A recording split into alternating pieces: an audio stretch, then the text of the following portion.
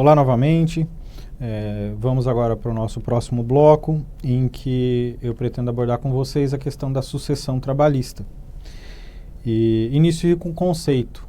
O que vem a ser a sucessão trabalhista?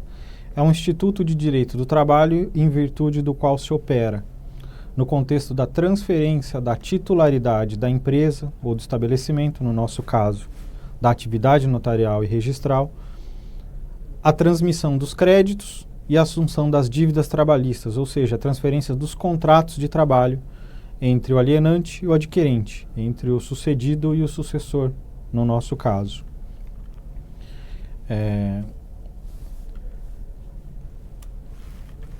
Qual que é o fundamento legal da sucessão trabalhista? A sucessão trabalhista tem seu fundamento legal nos artigos 10 e 448 da CLT, que dizem o seguinte: o artigo 10 diz que qualquer alteração na estrutura jurídica da empresa não afetará os direitos dos empregados. E o artigo 448 fala da mudança da propriedade ou na estrutura jurídica da empresa, não vai afetar os contratos de trabalho dos respectivos empregados. A ideia é que a modificação na empresa ou na atividade não vai prejudicar os contratos de trabalho em andamento. Os princípios no âmbito da sucessão trabalhista são a continuidade do contrato de trabalho, a despersonalização do empregador. O empregador não é compreendido como uma pessoa, ele é compreendido em caráter despersonalizado, etéreo, de forma a abarcar tanto o anterior quanto o atual. E a intangibilidade do contrato de trabalho. O contrato de trabalho deve ser protegido na hipótese de sucessão empresarial. E quais são os requisitos? E a doutrina e a jurisprudência trouxeram esses requisitos para a configuração da sucessão trabalhista. O primeiro deles é a transferência da titularidade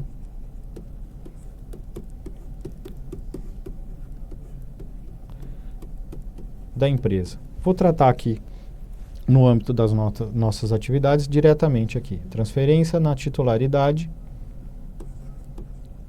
da atividade notarial e registral. E um segundo requisito é a continuidade na prestação de serviços.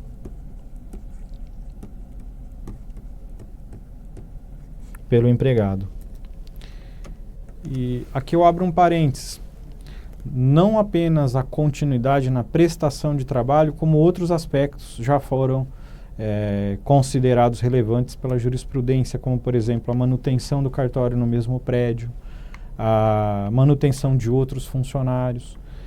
Outros elementos foram utilizados para a configuração da sucessão de empresa. Mas o que vem predominado é que para ela ocorra deve haver transferência da titularidade e continuidade na prestação de serviço.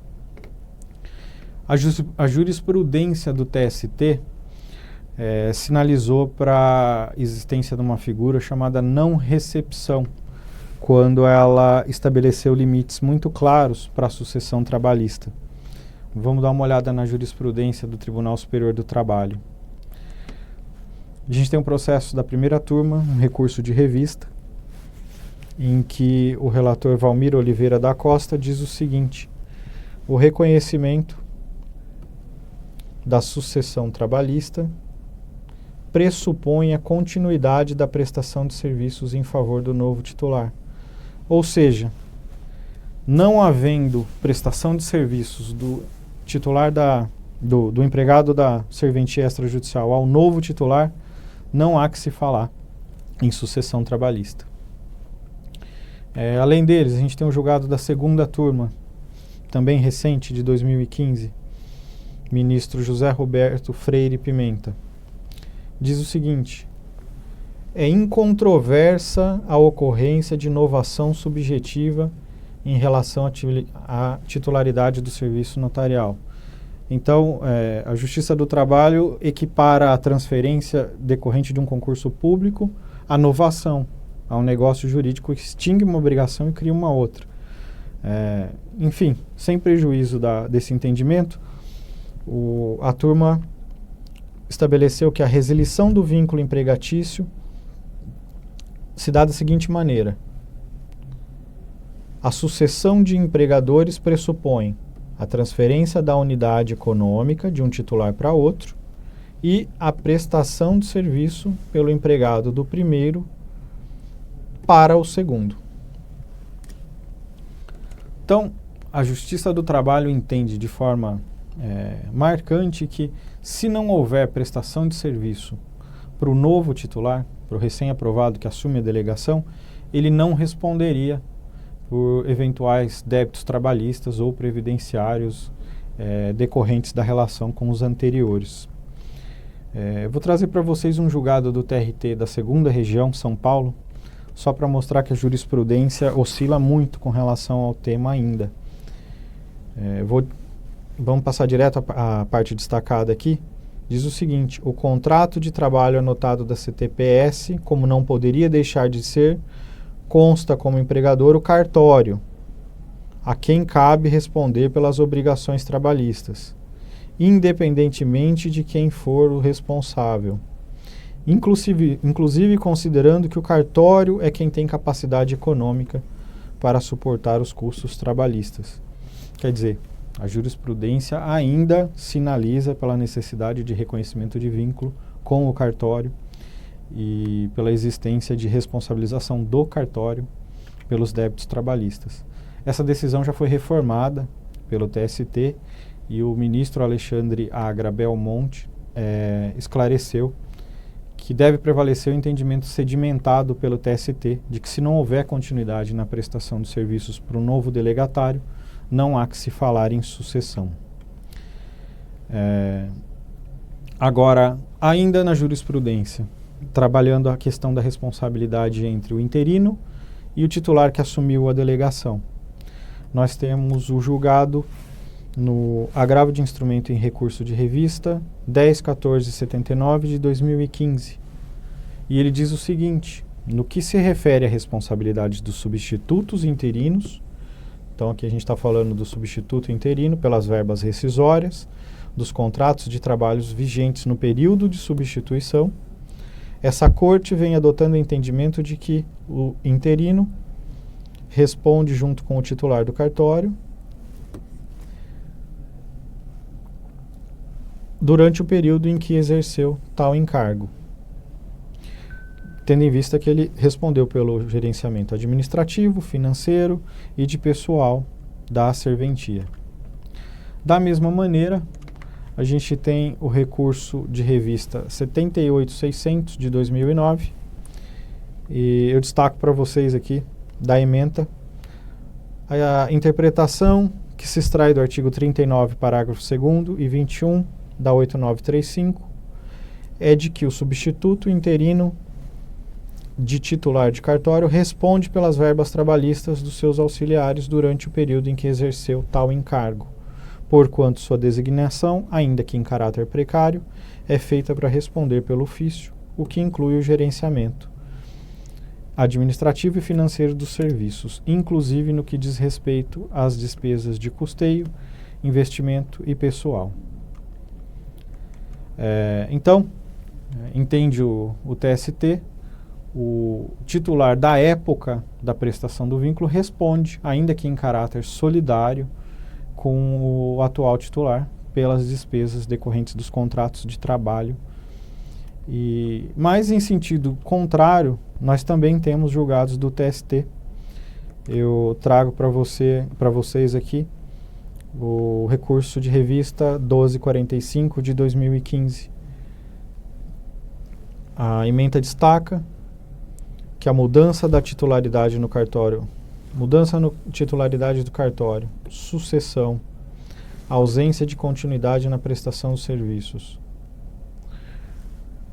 A Corte já dirimiu a questão relacionada à ausência de personalidade jurídica dos cartórios extrajudiciais e entendeu que a mudança da titularidade implica na responsabilidade do tabelião sucessor, mesmo anteriores à alteração, desde que não haja solução de continuidade na prestação de serviço. Quer dizer, tem julgados que entendem que a responsabilidade é integralmente do sucessor, não fazendo remissão à necessidade de responsabilização solidária ou subsidiária do anterior responsável. A jurisprudência, a gente percebe, ela ainda é vacilante com relação ao tratamento da sucessão no âmbito dos serviços de notas e registro. Com relação à solidariedade entre titulares, a questão também já foi ventilada, recurso de revista 2436 de 2011, diz o seguinte: havendo mudança da titularidade, ocorre sucessão, desde que não haja solução do emprego. Dessa forma, a responsabilidade é solidária dos reclamados pelos encargos trabalhistas, ou seja, a Corte reconheceu que há sim solidariedade entre os titulares.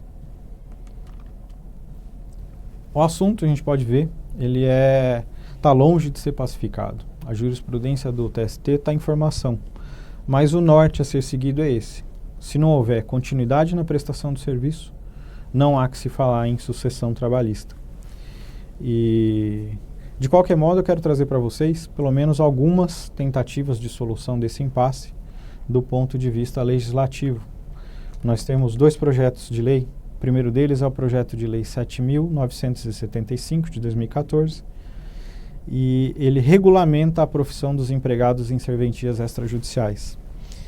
E consta desse projeto de lei que fica assegurada e reconhecida para todos os efeitos a sucessão trabalhista na hipótese de alteração temporária ou definitiva, quer dizer, em virtude da interinidade ou em caráter definitivo, na titularidade do serviço notarial e de registro. E o outro é o projeto de lei 9.024 de 2017, recente, e ele introduz um parágrafo único ao artigo 21 da Lei 8935, dizendo o seguinte, que a alteração na titularidade do serviço notarial e de registro não atinge os empregados contratados no artigo 20, respondendo o novo titular integralmente pelos contratos de trabalho, ainda que extintos antes da sucessão. A lei é até mais pesada, estabelecendo a necessidade de responsabilização com relação aos contratos extintos. Seria mais do que uma responsabilidade objetiva. Não há dolo, não há culpa e não há nexo da conduta do atual titular com a conta que é apresentada para ele efetuar o pagamento com relação ao contrato extinto antes do início da delegação. Mas, enfim, com essa observação, é essa a proposta do projeto de lei que está em debate no Congresso Nacional. E ainda com relação à sucessão, eu quero apresentar para vocês pelo menos 2 críticas quanto ao posicionamento adotado na jurisprudência dos tribunais superiores. A primeira delas é de ordem socioeconômico, com relação a essa figura da não recepção. O titular que comparece e transfere a unidade de um endereço para outro e informa os funcionários: vocês não serão recepcionados, não compareçam para trabalhar porque eu estou montando uma equipe nova, eu só quero o acervo. E a segunda é de ordem jurídica e passa pelo regime de responsabilidade de notários e registradores e do Estado. Primeira delas, a crítica econômica.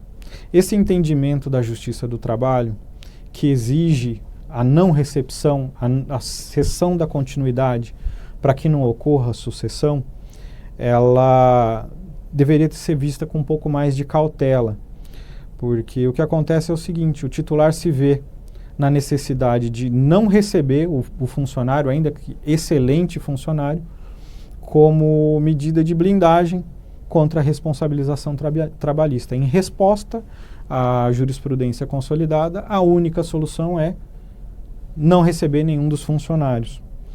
E os serviços prestados em cartórios de notas e registro, eles são altamente especializados. Dentro do estudo do direito, o estudo dos registros públicos e das notas é um estudo verticalizado. Nós que prestamos concursos sabemos. Os funcionários dessas serventias tendem também a se especializar. O bom funcionário para qualificação de títulos no RI não é o mesmo que é bom para lavatura de atos no cartório de notas, e não é o mesmo que é bom para confecção das intimações de protesto. de maneira que o serviço é especializado. E a tendência é que os bons funcionários sejam altamente especializados e, por consequências, descolados do mercado de trabalho. O bom escrevente ele vai ser muito bom, por exemplo, na qualificação de retificações de área, mas dificilmente ele vai se recolocar no mercado se ele sair do cartório e não tiver outro cartório no município para ele atuar. Então, essa questão da não recepção, ela deixa a cargo dos novos titulares duas alternativas. Ou preserva todos os empregos e responde de forma irrestrita, ninguém quer isso, sobretudo diante da impossibilidade de se estimar o tamanho desse passivo trabalhista, ou ele não recepciona e deixa os empregados sem rescisão e sem emprego. Quer dizer, ao pretender tutelar a relação de emprego, o TST terminou por conduzir para a interpretação de que deve ser extinto o vínculo, não devem ser pagas as verbas trabalhistas e o servidor vai ter que entrar em juízo, constituir advogado e pedir as verbas rescisórias do anterior responsável pela delegação. E muitas vezes a manutenção desses empregados interessaria muito mais a comunidade, muito mais aos trabalhadores e aos empregadores. A mudança da serventia às vezes também é incômoda para a comunidade. O cartório já está num lugar estabilizado, é de fácil acesso, as instalações atendem a população, e a mudança pura e simples para evitar a caracterização da sucessão trabalhista pode ser um desperdício do ponto de vista econômico, na pior das hipóteses. Então, a crítica que eu faço é, ao proteger demasiadamente a relação de trabalho, estabelecer essa sucessão, salvo se houver ruptura na transferência da unidade, a jurisprudência estimula o desemprego de funcionários altamente especializados e que vão ter dificuldades para se colocar no mercado. E para o titular, deixa a impossibilidade de aproveitar excelentes funcionários que poderiam colaborar para a atividade e que ele não aproveita com receio de que se caracterize a sucessão empresarial. E aí eu trago para vocês uma novidade da reforma trabalhista que pode vir a se tornar uma solução para esse impasse, que é a possibilidade de empregados e empregadores firmarem um termo de quitação anual das obrigações trabalhistas. Esse termo, apresentado ao sindicato e homologado pelo sindicato da categoria, diz o parágrafo único, ele vai ter eficácia liberatória com relação às parcelas nele especificadas. Então, empregador e empregado podem estabelecer um termo de quitação, estabelecer todas as verbas trabalhistas, constar a quitação de cada uma delas e submeter ao sindicato. E isso evita que essas matérias venham a ser discutidas na Justiça do Trabalho posteriormente. E na medida em que, ano a ano, esse termo de quitação for emitido, quando a serventia se tornar vaga e um novo titular chegar, ele vai ter condição mais concreta de apreciar o passivo trabalhista e olhar, bom, o ano anterior tem quitação, o anterior tem quitação, quer dizer, os 5 anos aqui do período de prescrição constitucional estão quitados, eu estou seguro de que eu não vou ter um passivo trabalhista para enfrentar da recepção desses funcionários. Então, embora não tenha sido concebido para isso, a possibilidade da emissão desse termo de quitação pode vir a ser um alento aí na transição das unidades, caso essa prática passe a ser adotada nos cartórios. E a segunda crítica que eu faço é de ordem jurídica. O artigo 236 da Constituição, ele fala em delegação da atividade que vai ser exercida em caráter privado. Então, o caráter privado, entendem a jurisprudência e a doutrina, afastam a incidência do artigo 37, dos parágrafos todos da Constituição Federal. A atividade é privada e não está submetida às regras do artigo 37. E o artigo 37, relembrando, lá no seu parágrafo 6º, traz a responsabilidade do Estado, dizendo que as pessoas jurídicas de direito público e direito privado prestadoras de serviço público respondem pelos danos que seus agentes, nessa qualidade, causarem a terceiro. Esse parágrafo 6º, entende-se, não é aplicável diretamente a notários e registradores, pelo menos não com a conotação em que ele está na Constituição. Mas, e com relação ao interino? A gestão da atividade, a sucessão da nossa atividade se dá, via de regra, da seguinte maneira. Ocorre uma delegação por concurso público, assume o titular que executa a gestão privada, por ocasião da vacância, a gestão é exercida por um agente estatal, efetua-se novo concurso, nova delegação. Então, a gente visualiza aqui a figura do Estado na relação da sucessão das serventias extrajudiciais. E, diante dessa constatação, eu pergunto, não incidiria no âmbito da gestão das unidades extrajudiciais em caráter interino o artigo 37, parágrafo 6º, com a responsabilização do Estado pelos danos que seu agente, no caso o designado ali pela unidade, venha a causar, inclusive com relação às questões de direito do trabalho? E, embora a princípio a gente possa dizer que não, a jurisprudência administrativa ela tem apontado para a incidência do artigo 37 no caso das serventias vagas.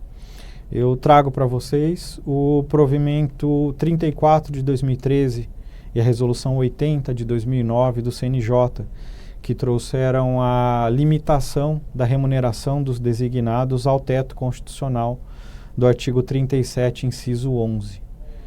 E se cabe a aplicação do artigo 37 para limitar a remuneração das serventias vagas e para que a diferença entre o teto e o auferido no período seja transferida ao Estado, não caberia também a aplicação do artigo 37, parágrafo 6º, com o estabelecimento da responsabilidade estatal pelos débitos trabalhistas da serventia vaga?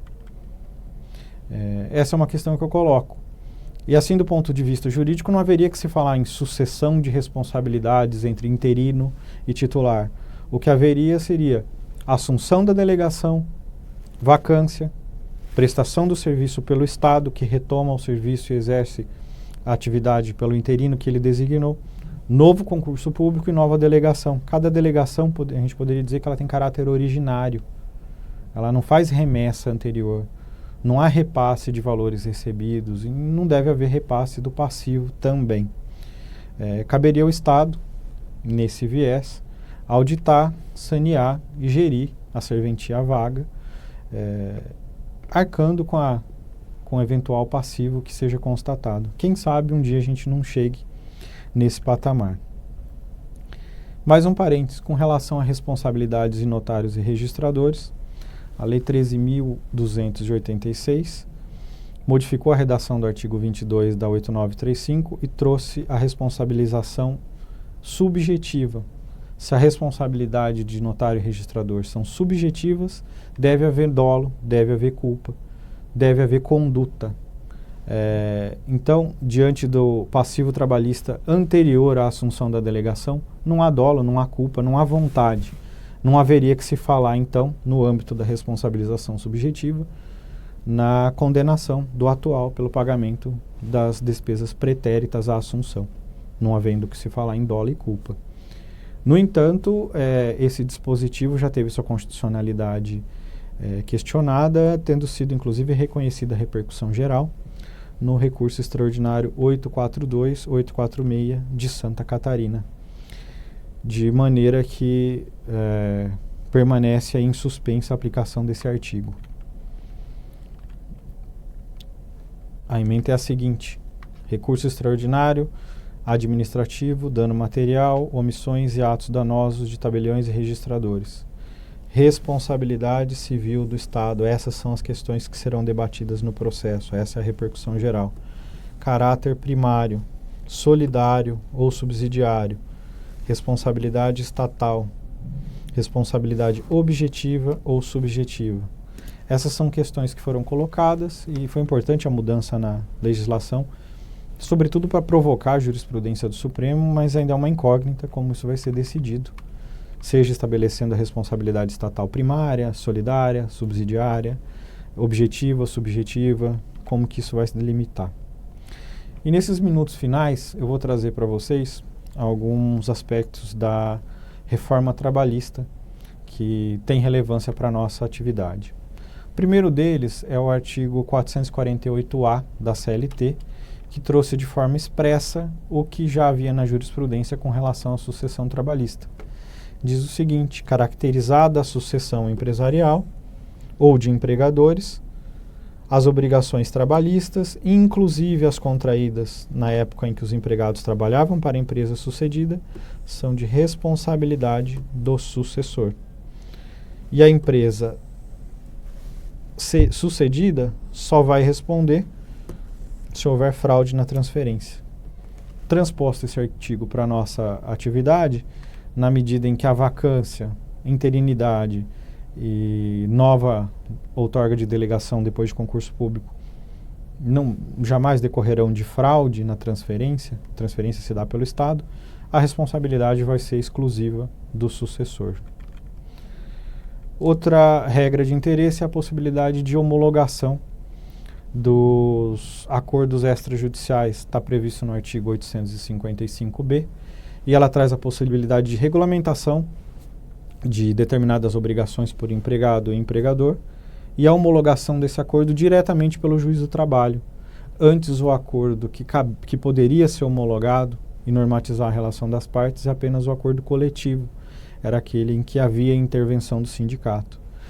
No entanto, o parágrafo 2º desse artigo faculta assistência pelo advogado do sindicato da categoria, quer dizer, ainda que indiretamente é possível que o sindicato participe desse acordo. Além disso, eu destaco para vocês o seguinte: os tribunais de justiça têm um papel importante na solução desses impasses, antecipando problemas e disciplinando regras para transição de serventias. O artigo 30 da Lei de Notários e Registradores traz entre os deveres dos notários e registradores a observância das normas técnicas estabelecidas pelo juiz competente. Muito embora regras atinentes à gestão e pessoal não sejam normas técnicas, não são afetas à atividade fim, à prestação do serviço notarial e registral, é salutar a edição pelos tribunais. E eu deixo para vocês um exemplo, o Código de Normas do Tribunal de Justiça da Paraíba. Ele estabelece o seguinte no seu artigo 66. Os notários e oficiais de registro deverão rescindir os contratos de trabalho de todos os seus prepostos quando ocorrerem qualquer daquelas hipóteses de extinção da delegação, por aposentadoria, invalidez, renúncia, remoção para outro serviço, perda da delegação, dispensa da função de responsável interino. E o Código de Normas da Paraíba vai além. Ele traz a necessidade de que os responsáveis pelo serviço apresentem ao juiz corregedor permanente, além do ato de desligamento, o livro diário das despesas, comprovando a quitação de despesas de pessoal, como as verbas rescisórias, recolhimentos previdenciários e FGTS. Então, o tribunal avocou para si a responsabilidade de exigir o cumprimento das regras de direito do trabalho e a rescisão dos contratos de trabalho. E isso soluciona o problema da sucessão trabalhista e também, se for aplicado nas serventias em geral, pode vir a acabar com esse problema. Sempre que se terminar uma delegação, seja a título precário ou definitivo, se as verbas trabalhistas forem todas quitadas, aquele que assumir a delegação em seguida vai ter tranquilidade para recontratar todo mundo, sabendo que ele está estabelecendo um novo vínculo e que, em virtude disso, ele não vai herdar um passivo trabalhista dos contratos que já foram rescindidos. Bom, meus amigos, a respeito do direito do trabalho e do direito previdenciário, no âmbito dos cartórios. É isso que eu separei para falar com vocês. Eu espero que o encontro tenha sido proveitoso, que as informações passadas tenham serventia na preparação, na gestão e na vida profissional de vocês. Eu agradeço a paciência e desejo a todos boa sorte na preparação para os concursos públicos. Um abraço.